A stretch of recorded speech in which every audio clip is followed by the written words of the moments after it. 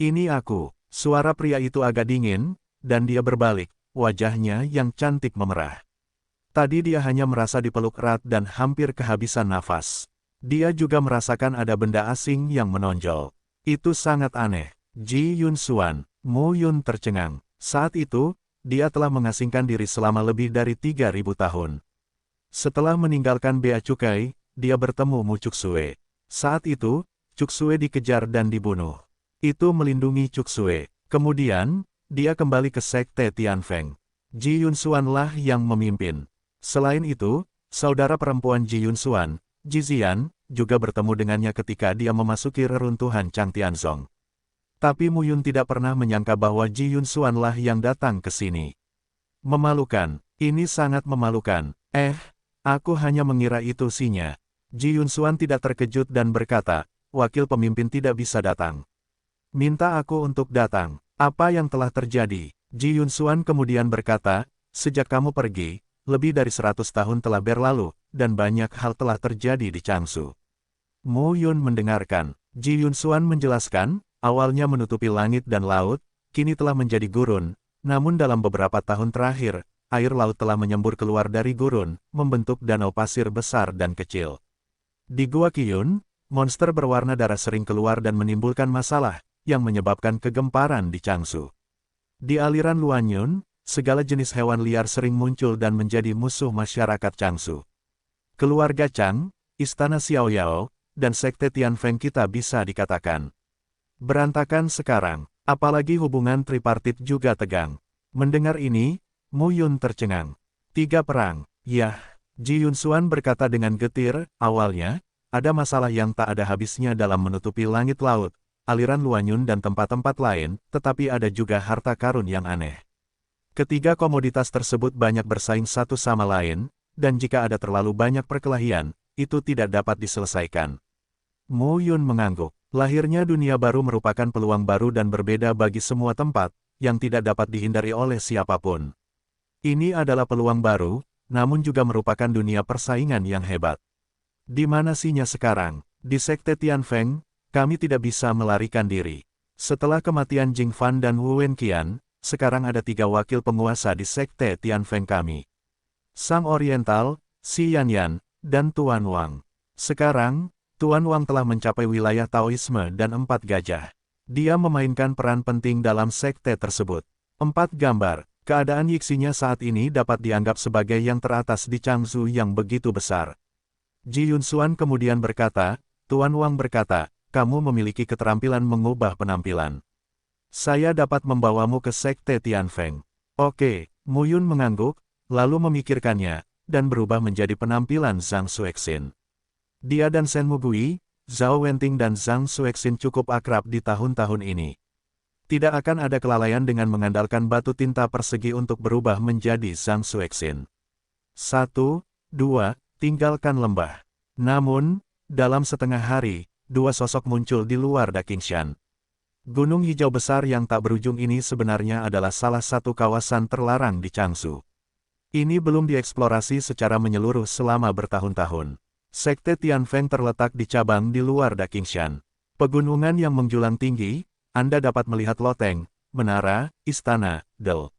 Tianfeng Zhongmen, menjulang di antara pegunungan.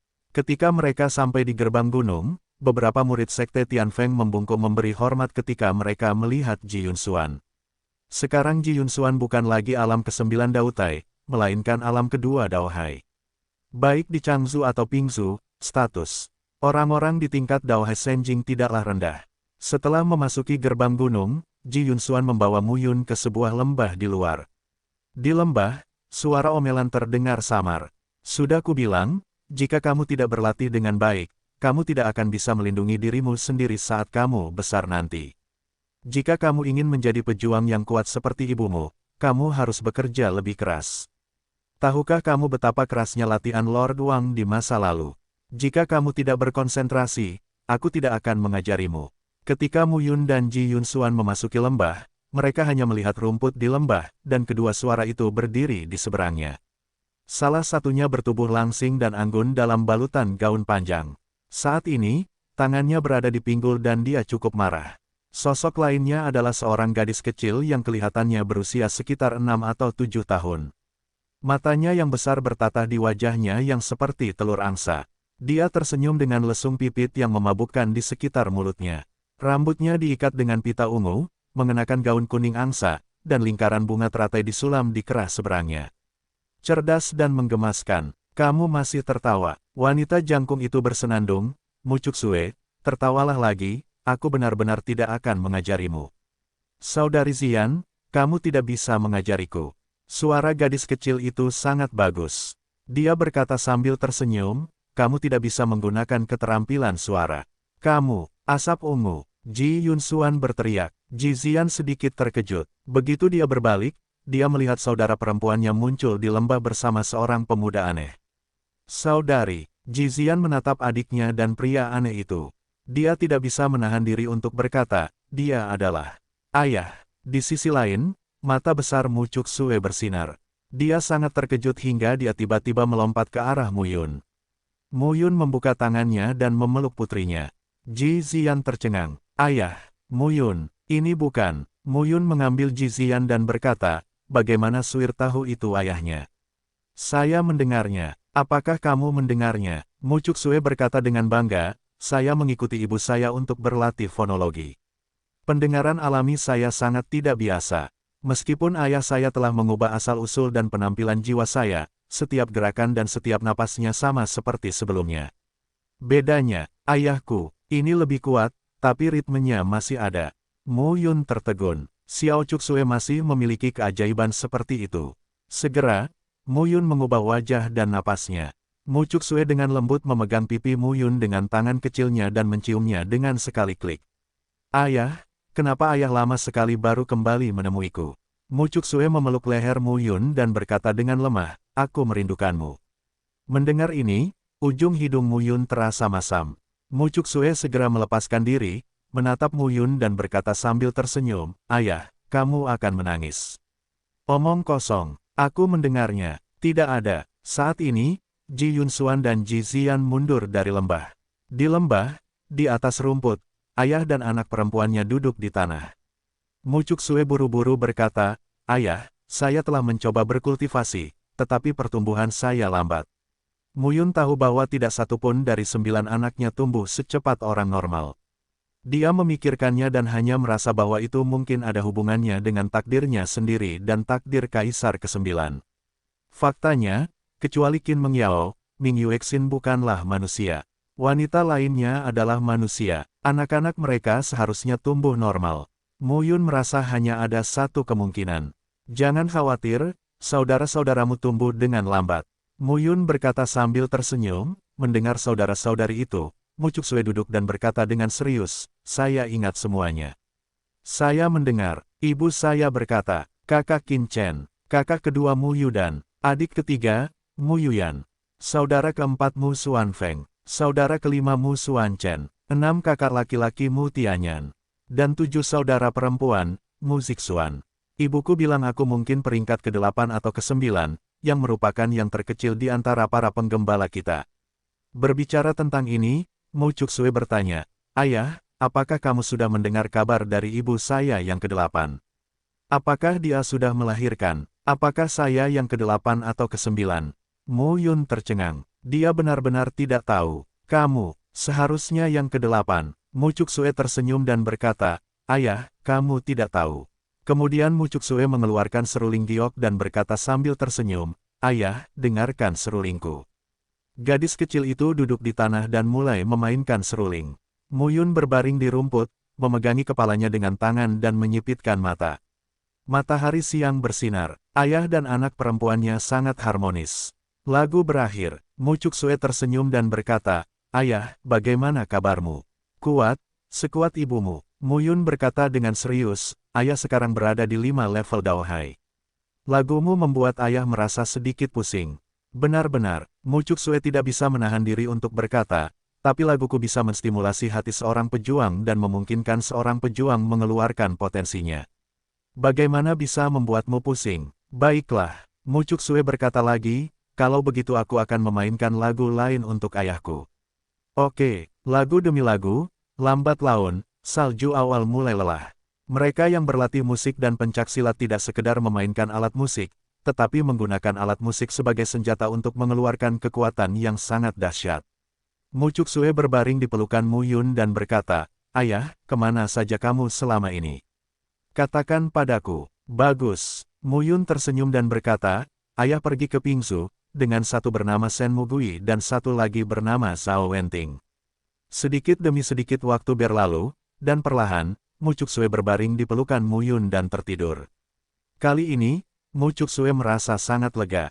Meskipun dia terlihat baru berusia 6 atau 7 tahun, dia telah tumbuh dewasa selama bertahun-tahun.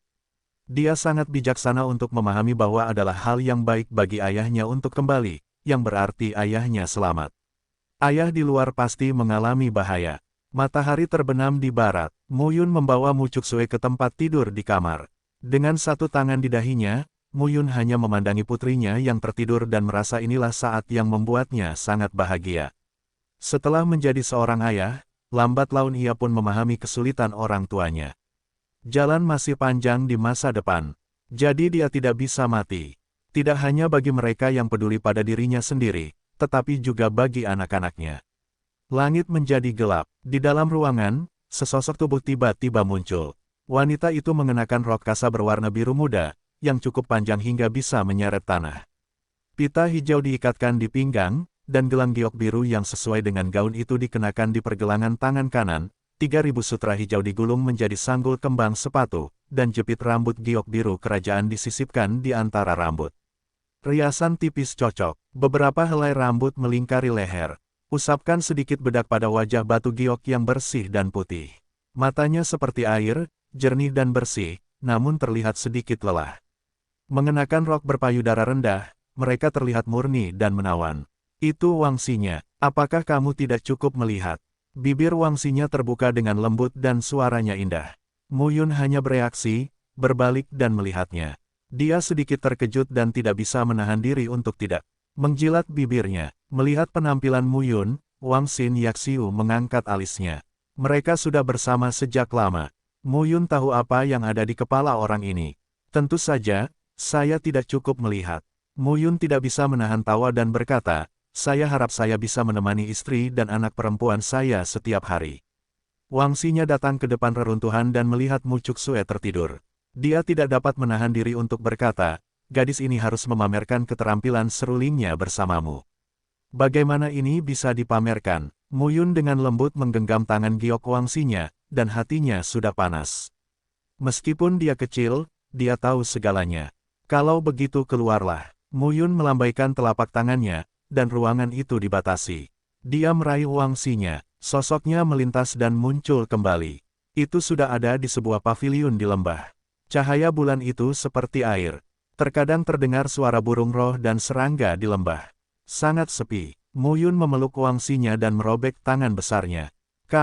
Aku menyukainya." Petik 2. Lingkungan di lembah itu menyenangkan. Selain suara serangga dan burung, ada suara lain secara bertahap. Lama, di paviliun, keduanya duduk berdampingan. Wang Xinya memotong rambutnya yang berantakan dan berkata, "Sepertinya tidak ada omong kosong di Pingzu selama bertahun-tahun." Setelah beberapa kali berturut-turut, dia benar-benar tidak tahan. Perpisahan kecil lebih baik daripada pernikahan baru, apalagi pernikahan besar. Mu Yun berkata sambil tersenyum, "Saya telah berada di Pingzu selama bertahun-tahun dan fokus mengembangkan kekuatan saya sendiri. Saya tidak punya waktu untuk memikirkan wanita." Selain itu, Mu Yun tidak bisa menahan diri untuk berkata, "Kalian para wanita dan wanita lain tidak bisa memasuki mataku." Wang Xinya dengan lembut bersandar di lengan Mu Yun dan menarik rok yang rusak itu. "Bagaimana kalau di Pingzu? Pernahkah Anda mengetahui apakah kewarganegaraan Lin di Pingzu ada hubungannya dengan kewarganegaraan Lin yang memasuki Changlan tahun itu?" Mu Yun berkata sambil tersenyum pahit, "Klan Lin adalah penguasa Pingzu. Saya tidak dapat mencapainya." Petik 2. Sekarang kami baru saja membuat paviliun awan, yang telah memenangkan tanah 7 kota Pingzu untuk 500.000 mil dan masih beroperasi. Saat ini, saya tidak terburu-buru untuk memperluas. Berdasarkan tanah paviliun Yun, saya akan menstabilkan hati masyarakat sepenuhnya terlebih dahulu. Wang Xinya segera berkata, "Menciptakan kekuatan sangatlah rumit. Saya punya bantuan ahli." Di mana surga tinggal? Wangsinya segera berkata, dia gila. Kamu harus berhati-hati. Memberimu 4 batu tinta bukanlah hal yang baik. Itu bukan dia, dan aku tidak tahu di mana dia berada. Muyun kemudian berkata, Raja. Mengerikan. Sekarang Muyun adalah 5 tingkat Daohai. Semakin kuat kekuatannya, semakin Anda memahami kengerian karakter tersebut. Sebelumnya saya hanya mengetahui bahwa tokoh-tokoh di ranah Kaisar Taoisme disebut juga Raja Taoisme. Saya hanya merasa Kaisar Daofu sangat kuat. Tapi sekarang, mengetahui kekuatan alam Dewa Laut Tao, dan kemudian memikirkannya, ada juga celah antara alam dewa yang diminta Tao, yang membuatnya semakin sulit membayangkan kengerian Raja Surgawi Tao. Pada masa banjir dan kelaparan kuno, Kaisar Taoisme bukanlah orang yang tidak dikenal. Bagaimana situasi di Changzhou sekarang? Kekacauan. Wangsinya berkata tanpa daya, segala sesuatu di Changzhou berada dalam kekacauan. Sekte Tianfeng, keluarga Chang, dan istana Xiaoyao berselisih satu sama lain, dan ada juga perubahan di setiap area terlarang. Ketika Wangsinya mengatakan ini, dia tiba-tiba mendongak, menatap Muyun dan berkata, apakah kamu tidak khawatir untuk kembali ke Pingsu? Jangan, terburu-buru, ada apa? Baru-baru ini, telah terjadi perubahan di Laut Gaitian. Keluarga Chang telah mengirim seseorang ke sana, dan istana Xiaoyao telah bergegas. Sekte Tianfeng kami juga akan mengirim seseorang untuk memeriksanya. Area terlarang memang berbahaya, tapi banyak manfaatnya. Ketiga pihak merasa bahwa dunia baru itu satu, dunia kuno langit dan bumi, dan kepunahan yang ditinggalkan oleh kampung halamannya juga akan berubah. Ini adalah dunia dengan perubahan besar. Mungkin ada peluang yang belum pernah terjadi sebelumnya, dan semua orang akan tergerak. Jika kamu tidak sedang terburu-buru, kamu bisa pergi dan melihat-lihat. Mendengar ini, Muyun mengangguk. Gai Tianhai, bekas aula bintang berada. Saat itu, 8 penguasa Changzhou kini hanya memiliki 3 sisi, dan kekuatan mereka jauh lebih rendah dari sebelumnya. Di masa lalu, ada beberapa Raja Tao di Changzhou. Sekarang, level teratas adalah Daowen, dan ini bukan tahap selanjutnya dari Daowen. Saat ini peluang muncul, siapa yang tidak bergerak? Muyun dengan lembut memeluk Wangsinya dan berkata, sebaiknya aku pergi sendiri. Gai Tianhai sangat berbahaya, tidak apa-apa. Sebelum saya meninggalkan Changzhou, saya pergi ke Gua Qiyun untuk melihatnya. Mungkin, ada mayat hidup di Gua Qiyun. Mendengar ini, Wangsinya tercengang. Jangan khawatir, aku tidak tega membiarkanmu mati. Wangsinya mengangguk, tapi telapak tangan Muyun dengan lembut mengusap leher Wangsinya dan berkata, ayo lagi. Kamu, tahun-tahun ini, tapi sangat sepi.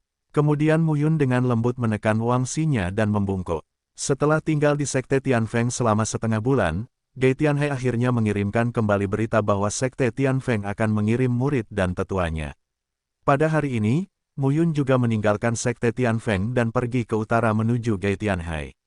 Dalam perjalanannya, Muyun juga menemukan bahwa banyak seniman bela diri di seluruh negeri Changzhou juga pergi ke Gai Tianhai bersama. Semua orang tahu bahwa tidak ada seorang pun yang mau menyerah ketika mereka dilahirkan. Muyun datang jauh-jauh ke Gai Tianhai. Jauh dari sana, saya hanya melihat warna keemasan di bawah sinar matahari siang. Laut yang menutupi langit pada mulanya adalah lautan yang luas, namun setelah masa banjir dan kelaparan, air laut di sini mengering. Dikabarkan bahwa Gai Tianhai yang luasnya jutaan mil pernah diserang dan dibunuh oleh orang kuat di masa lalu, yang menyebabkan layunya Gai Tianhai. Waktu telah berlalu terlalu lama, hal ini tidak dapat diverifikasi. Gai Tianhai saat ini sudah menjadi gurun. Namun dalam beberapa tahun terakhir, gurun pasir tiba-tiba memuntahkan mata air dan meluap dengan air laut, membuat lautan luas menjadi danau. Ketika sampai di pinggiran Gai Tianhai, Muyun juga bertemu banyak orang secara berkelompok. Beberapa dari mereka, melihat Muyun sendirian, juga memiliki hati yang diidam-idamkan. Tetapi ketika 5 nafas Muyun Daohai muncul, orang-orang itu berada jauh. Dengan cara ini, Muyun muncul di pinggiran Gai Tianhai, dan hanya melihat petak bukit pasir saling terhubung. Sekilas memang tidak ada habisnya. Matahari bersinar terang, dan daratan bukit pasir sangat panas. Segera setelah kami memasuki Gai Tianhai, ada sekelompok seniman bela diri berseragam di atas kepala kami, perkasa dan dekat dengan Gai Tianhai. Orang-orang itu hanya melirik Muyun dan langsung pergi. Sekte Baiyue, Muyun melihat pakaian orang-orang itu dengan jelas. Sekte Baiyue juga terkenal di Changsu. Pemimpinnya adalah orang kuat dengan 9 aspek Taoisme dan laut. Meskipun dia tidak bisa dibandingkan dengan 3 penguasa di Changsu, ada juga 2 atau 3 ribu murid. Bagaimanapun, Mu Yun telah berada di Changsu selama beberapa tahun terakhir. Dia masih mengetahui beberapa kekuatan di Changsu. Mu Yun tidak terburu-buru untuk mendalaminya. Dia hanya menginjak pasir kuning dan berjalan menuju laut yang tertutup satu kaki demi satu. Ini adalah peninggalan Aula Bintang Lama. Di antara 8 penguasa Changsu pada masa itu, Chang Tianzong adalah yang paling kuat, tetapi 7 partai lainnya juga memiliki karakter Raja Surgawi Daofu. Ketika Mu Yun menyelam sejauh ratusan mil, hari sudah matahari terbenam. Berdiri di atas gundukan pasir dan melihat ke depan, Mu Yun tercengang. Di dalam bunker, saat ini, lebih dari selusin mayat tergeletak berserakan. Ketika Mu Yun mendekat ke sana, dia hanya melihat bahwa itu adalah Baiyue Zhongwu yang dia temui sebelumnya. 7 karakter terkuat semuanya terbunuh di laut, tanpa kecuali. Apalagi tidak ada setetes darah pun yang tersisa di tubuh setiap orang. Mu Yun memeriksa dengan cermat sejenak dan melihat gurun di malam hari. Dia tidak bisa menahan cemberutnya. Dia telah mengunjungi beberapa daerah terlarang, yang masing-masing sangat berbahaya dan menakutkan. Ini menutupi langit dan laut. Tentu saja, tidak terkecuali. Saat ini, di sekitar lubang pasir, pada posisi miring, terdapat beberapa sosok di tonjolan Huangsha, di sepanjang Huangsha, dekat Mu Yun. Keluar, Mu Yun meminum sepatah kata pun, meninju, dan kilat menyambar. Itu berubah menjadi seni bela diri dan membunuhnya secara langsung. Boom! Raungan pelan terdengar saat ini. Di bawah pasir kuning, muncul hewan liar dengan tubuh lebih dari 10 kaki dan ditutupi baju besi emas. Hewan liar tersebut bertubuh besar dan bermata garang. Anggota badan yang kuat, kepala besar, tampak seperti serigala, mata yang galak. Seluruh tubuhnya ditutupi baju besi dan penuh ki. Serigala pasir emas. Mu Yun mengayunkan tinjunya. Ada lusinan serigala pasir emas berkumpul dari segala arah, yang akan memenuhi area yang dikelilingi oleh Mu Yun. Tapi saat ini, Mu Yun tidak takut, mengepalkan tinjunya, dan kilat memenuhi tubuhnya. Selama 100 tahun terakhir, ia telah menguasai rumus langit, guntur, bumi dan laut. Sekarang kekuatan internalnya dapat mengeluarkan kekuatan petir yang sangat kuat. Guntur dan kilat terjadi. Boom! Di bawah serangan itu, nafas berdebar terus-menerus. Dapat dikatakan bahwa tidak ada saingan di wilayah Dao Haisen. Seekor serigala pasir emas mati di tangan Mu Yun, namun serigala pasir emas yang tersisa tidak mau mundur sama sekali, melainkan terus menyerang Mu Yun. Boom! Raungannya pecah terus-menerus, dan serangan Mu Yun menjadi semakin kuat. Kematian serigala pasir emas juga semakin tragis. Lambat laun, hingga serigala pasir emas terakhir mati mengenaskan, Mu Yun berdiri di tempatnya dan merasa segar kembali. Dia masih fit untuk bertarung. Selama 100 tahun terakhir, telah terjadi banyak pertempuran untuk menaklukkan ketujuh kota tersebut, namun hanya ada sedikit pertempuran antara hidup dan mati. Sekarang, ini adalah sebuah peluang. Licik, keluar. Mu Yun tiba-tiba bersenandung dingin dan melihat ke kejauhan. Di bawah malam yang gelap, pasir emas di pasir kuning membiaskan cahaya redup. Sesosok berdiri di atas gundukan pasir. Sosok Mu Yun melintas dan membunuh secara langsung tanpa mengucapkan sepatah kata pun. Kecepatannya sangat cepat, dan dapat dicapai dalam sekejap mata. Namun saat kepalan tangan meledak, petir meledak, namun sosok itu menghilang. Kemudian, sosok hitam itu muncul lagi 10 mil di depan Mu Yun. Hah! Mu Yun mengerutkan kening dan membunuh lagi. Dengan cara ini, Mu Yun menyerang, bayangannya menghilang, menyerang lagi, menghilang lagi. Lagi dan lagi, wajah Mu Yun menjadi semakin dingin. Ini bukan makhluk hidup, tapi bagaimana hal itu muncul di sini? Jadi Mu Yun berhenti menyerang, tapi terus mendekati bayangan. Bayangan itu mundur, dan dia mengikuti. Dengan cara ini, saya tidak tahu berapa mil yang telah saya tempuh dalam satu malam.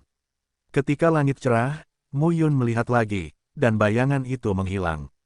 Setelah berpikir sebentar, Mu Yun tidak memilih untuk memulai, tetapi duduk bersila. Waktunya segera tiba, menjelang malam, bayangan itu muncul kembali. Mu Yun menginjak kehampaan tanpa tergesa-gesa atau menunda, mengejar bayangan dan terus melangkah lebih dalam. Dengan cara ini, dia berjalan pada malam hari dan berhenti pada siang hari. Dalam sekejap, 3 hari berlalu, dan Mu Yun merasa bahwa dia harus pergi sejuta mil jauhnya. Malam itu, bayangan itu akhirnya berhenti pada posisinya, bayangan itu bergoyang dan menghilang. Mu Yun berdiri di tempat bayangan itu menghilang dan melihat sekeliling. Selain pasirnya kuning, pasirnya masih kuning.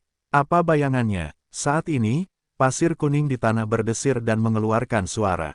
Wajah Mu Yun horizontal, dia melangkah keluar dan melemparkan tinjunya. Boom! Pasir kuning beterbangan ke angkasa. Oh, anak sapi yang layu. Sesosok melayang ke udara dan berteriak. Bang! Setengah hari kemudian, lelaki itu terjatuh ke tanah dengan keras, wajahnya tergeletak di tanah dan tubuhnya berantakan.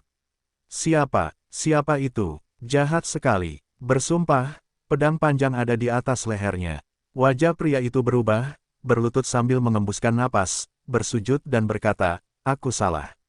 Orang dewasamu punya banyak, jangan bunuh aku. Siapa kamu dan mengapa kamu ada di sini? Pria itu mengangkat kepalanya tepat sebelum suara Mu Yun terdengar. Dia adalah seorang lelaki tua berusia lebih dari 1/2 tahun. Rambutnya beruban dan berantakan. Dia compang camping dan membuat orang merasa berubah-ubah. Dengan labu hijau tersemat di pinggangnya, dia berlutut di tanah dan menatap Mu Yun saat itu. Kamu, siapa kamu? Orang tua itu berkata dengan rasa takut yang masih ada. Apa pedulimu padaku di sini?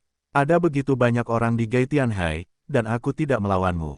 Mengapa kamu memukulku? Mu Yun berkata dengan acuh tak acuh, jadi secara kebetulan, aku muncul di sini, dan kamu juga di sini. Apakah kamu pernah mempermainkan bayangan sebelumnya? Kesalahpahaman, kesalahpahaman. Orang tua itu bergegas untuk bangun, tapi pedang Mu Yun berada di dekat lehernya. Orang tua itu tidak mungkin. Dia terus berlutut, menatap Mu Yun dan buru-buru berkata, aku salah paham, adikku. Aku juga tertarik ke sini oleh bayangan itu. Selama beberapa hari berturut-turut, sebuah bayangan membawaku ke sini. Aku mencoba menggali di bawah tanah, tetapi kamu mengalahkanku sampai ke langit. Orang tua itu berkata sambil tersenyum, orang tua itu disebut Labu Tua. Dia adalah sosok di tingkat alam dewa laut, tapi dia dipukuli ke surga oleh adik laki-lakinya. Sungguh sulit dipercaya. Labu Tua, saya tidak tahu. Ketika lelaki tua itu melihat ke arah Mu Yun lagi, dia tidak bisa menahan diri untuk berkata, adikku, aku tidak bermaksud jahat padamu. Kamu memukulku lebih dulu. Sulit untuk mengatakannya. Kamu menyebutnya tua, tidak hormat. Kamu menyebutnya tidak menghormati yang lama. Hormati orang yang lebih tua. Mu Yun tidak bisa menahan tawa dan berkata, siapa yang membuatmu menyelinap di bawah gurun? Siapa yang akan acuh tak acuh? Orang tua itu gemetar dan tersenyum, menggaruk kepalanya, lalu bangkit. Mu Yun juga menyingkirkan pedang surgawi Taisui. Pedang yang luar biasa. Labu Tua berseru, pedang ilahi Anda tidak ditempa pada zaman sekarang. Apakah itu berasal dari reruntuhan kuno? Apakah kamu mendapatkannya dari reruntuhan Chang Tianzong? Mu Yun terkejut dan berkata, kamu tahu itu. Baik, Labu Tua melambaikan tangannya dan berkata, jika kamu tidak memiliki keterampilan apapun, kamu akan segera mati. Dulu, reruntuhan Chang Tianzong dibuka, dan 3 orang dalam jumlah besar menempati reruntuhan tersebut dan memasukinya. Belakangan, beberapa peninggalan Chang Tianzong muncul di Gunung Dewa yang terbakar. Banyak orang pergi melihatnya dan mendapat manfaat. Orang tua, saya juga mendapat peralatan Tao. Setelah mempelajarinya dengan cermat, peralatan Tao yang ditempa oleh Chang Tianzong di masa lalu memiliki tekstur yang sama dengan yang ini.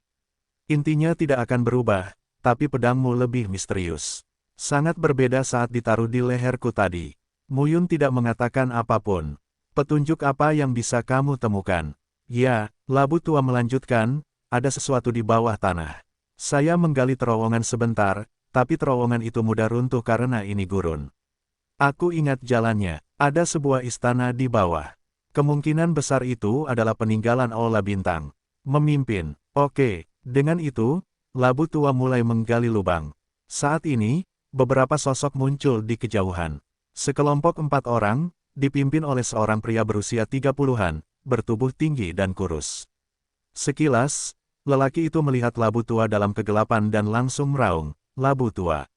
Labu Tua tampak dan wajahnya berubah. Ya Tuhan, Orang Chang, bagaimana kamu menyinggung perasaan mereka? Saya tidak menyinggung perasaan mereka. Orang tua Hulu bersenandung, seorang putra dari keluarga Chang, di sebuah kota, memiliki niat buruk terhadap istrinya. Saya baru saja bertemu dengannya dan melakukan perbuatan baik. Saya membunuh muridnya. Siapa tahu itu adalah putra sah dari keluarga Chang. Jika kamu masih kecil, kamu akan dibenci oleh mereka. Saat ini, 4 orang telah terbunuh. Pak Tua Hulu, kamu pantas mati karena membunuh anak-anak Changku. Chang Mao, bajingan kecil Chang Qianogen yang tidak menjadi personel. Saya hanya membantu ketika saya melihat ketidakadilan. Saat jalannya kasar, ambil pisau untuk membantu. Hari ini, kamu di sini untuk menjadi hantu dan berusaha menjadi pelayan.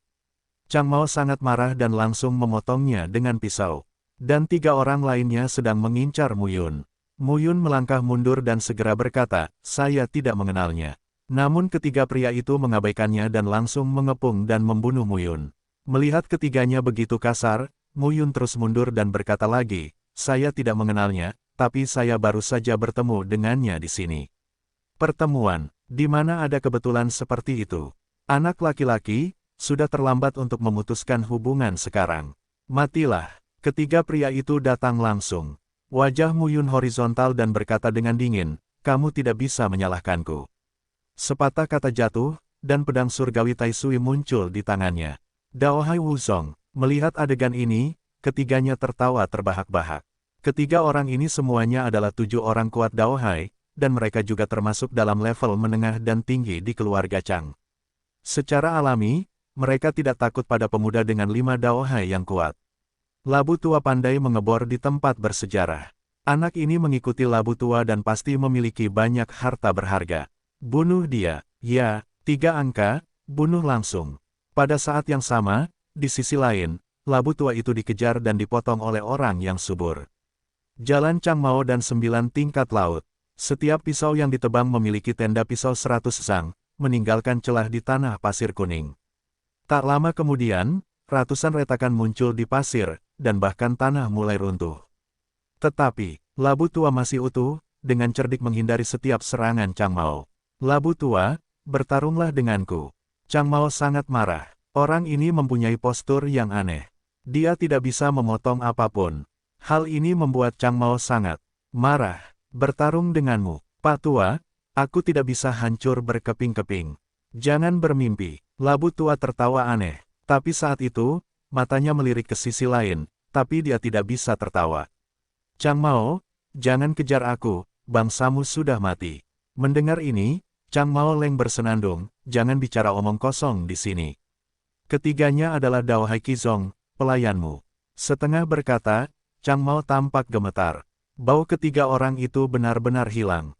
Dia menoleh ke belakang dan tercengang. Di atas pasir, ketiganya jatuh ke tanah dan tidak memiliki vitalitas, sementara pemuda itu masih mencari-cari cincin penyimpan ruang, gelang dan benda lainnya pada ketiganya. Anda, Chang Mao memandang Mu Yun dengan semangat membunuh yang tak ada habisnya.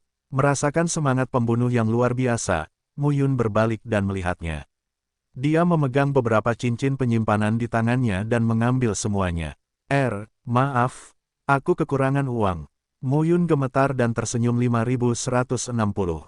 Nama, Kaisar Dewa Tertinggi Penulis, siput menjadi liar. Plus matikan mengatur ulang. Mu Yun benar-benar miskin. Paviliun awan menempati tanah 7 kota. Ada lebih dari 1.500 orang kuat di bawah pintu. Ini hanya secara resmi diserap ke dalam Cloud Pavilion.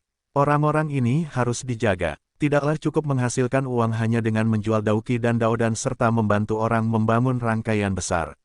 Faktanya, ini hampir swasembada. Namun, Cloud Pavilion perlu berkembang. Mu Yun tidak ingin meninggalkan paviliun awan seperti ini.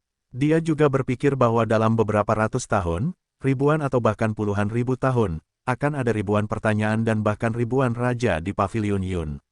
Apa yang diperlukan untuk tumbuh? Sumber daya spiritual, selain hartanya yang sedikit, ada ribuan batu Dao Yuan di tubuhnya sekarang. Ketika dia kembali ke Changzhou, dia juga berencana untuk makan ringan dan meminta beberapa batu Dao Yuan kepada Wang Xinya untuk membantu Yunge berkembang. Tapi Sekte Tianfeng berada dalam kekacauan di dalam dan di luar, dan Mu Yun tidak berbicara. Kali ini, ketiga pihak mengirimkan orang dan kuda. Mu Yun tidak hanya ingin membunuh orang, tetapi juga ingin merebut sesuatu.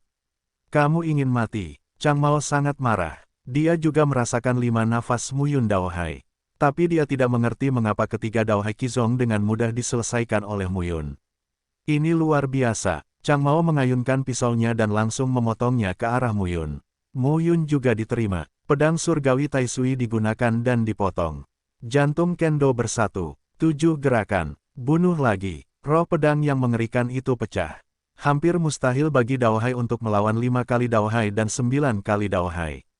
Namun saat ini, Mu Yun sulit menahan serangan Chang Mao. Lebih dari itu, Mu Yun, yang tidak terikat pada ilmu pedang, menjadi ancaman bagi Chang Mao dari waktu ke waktu.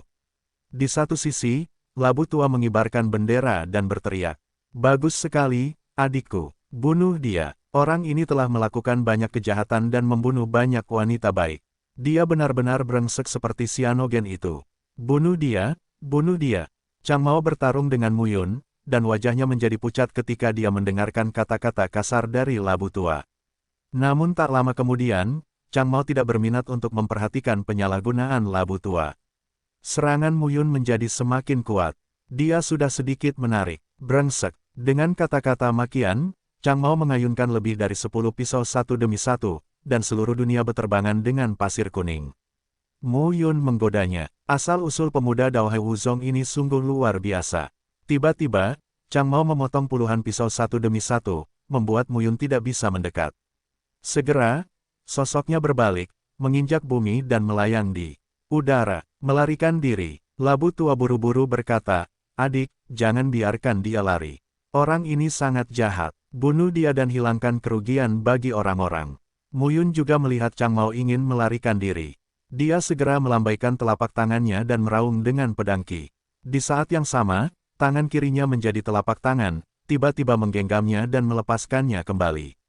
Di telapak tangan, roh jahat yang mengerikan muncul. Boom! Chuang Tianlong muncul kembali. Seekor naga langit, dengan tanduk pertamanya, diusir ke udara. Ledakan, bumi pasir kuning bergetar. Getarannya menyebar hingga puluhan mil. Setelah beberapa saat, getarannya mereda. Mu Yun berdiri di udara dan maju ke depan. Dia hanya melihat lubang besar di tanah. Dia berlumuran darah dan wajahnya sangat putih. Dia berjuang untuk bangun. "Siapa kamu? Bunuh orang Changku, dan aku tidak akan membiarkanmu pergi."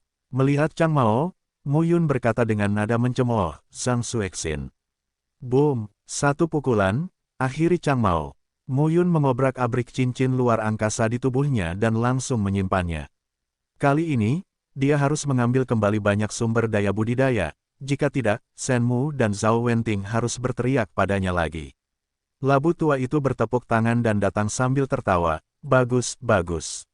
Membunuh 5 dan 9 Daohai itu seperti memotong melon dan sayuran.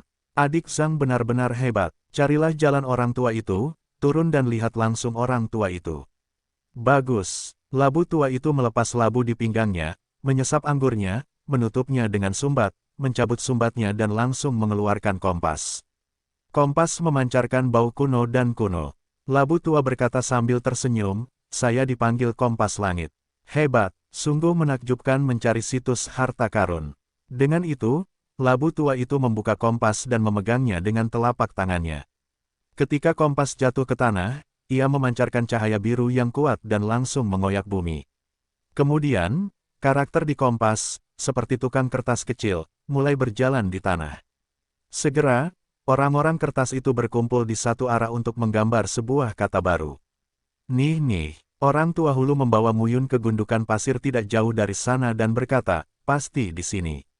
Ini gerbang kelahirannya. Kita akan mendapat banyak uang jika kita masuk ke sini.'" Labu Tua menyingkirkan kompasnya, membuka sumbatnya lagi dan mengeluarkan sekop emas kecil. Dengan sekop emas di tangannya, Labu Tua itu mulai menggali secara langsung. "Saudara Zhang, saya juga pernah melihat adegan besar. Baru saja Chang Mao tidak dapat menyusul saya, tahukah Anda alasannya?"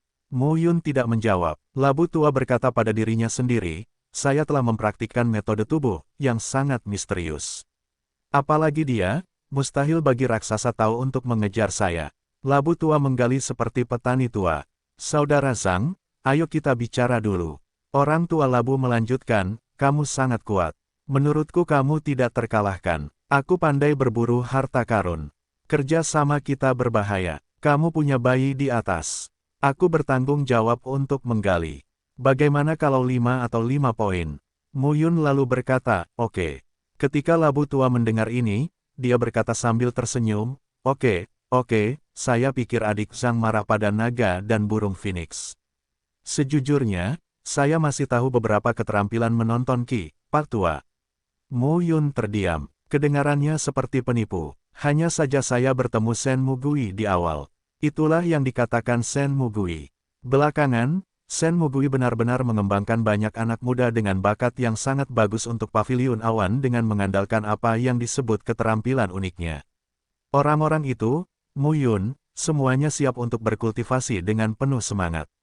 Tapi saya tidak tahu, apakah orang tua itu tidak masuk akal. Lubang itu semakin dalam. Sebentar lagi, bukit pasir akan runtuh.